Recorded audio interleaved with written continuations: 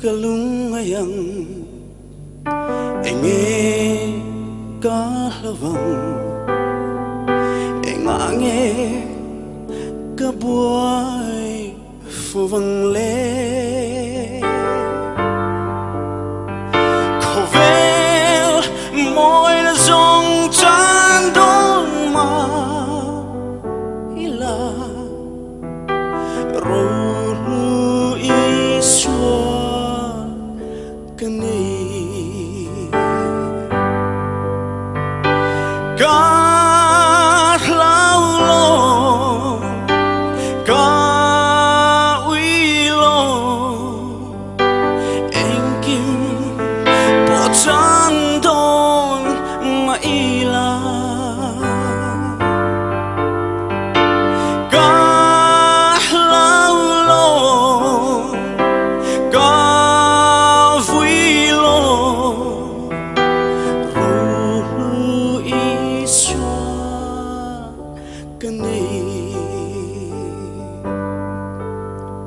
Kovel ropui na môi na tin re le sana kalo zon thin te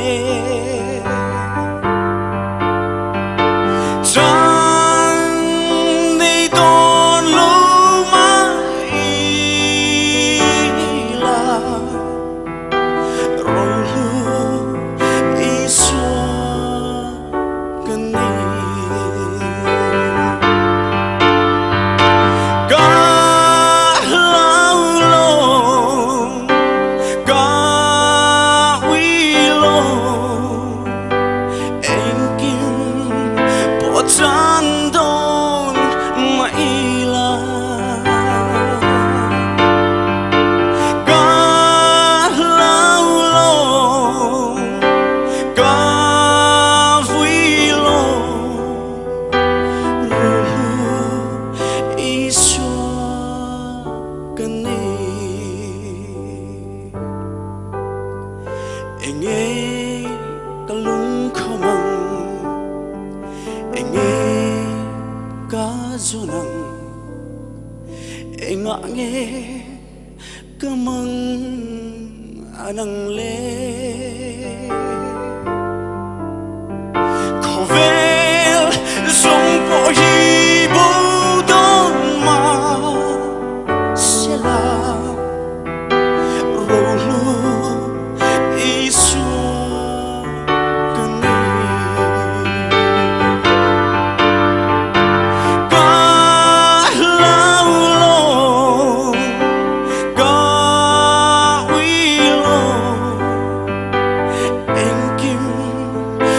chan don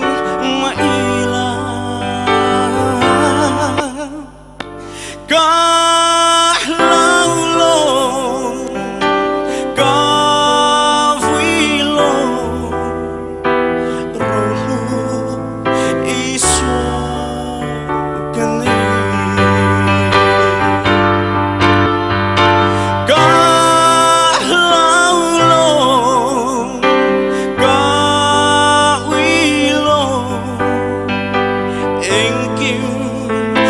chan don ma ila ka lao lo ka vui lo Rohlu Isua kani Rohlu Isua kani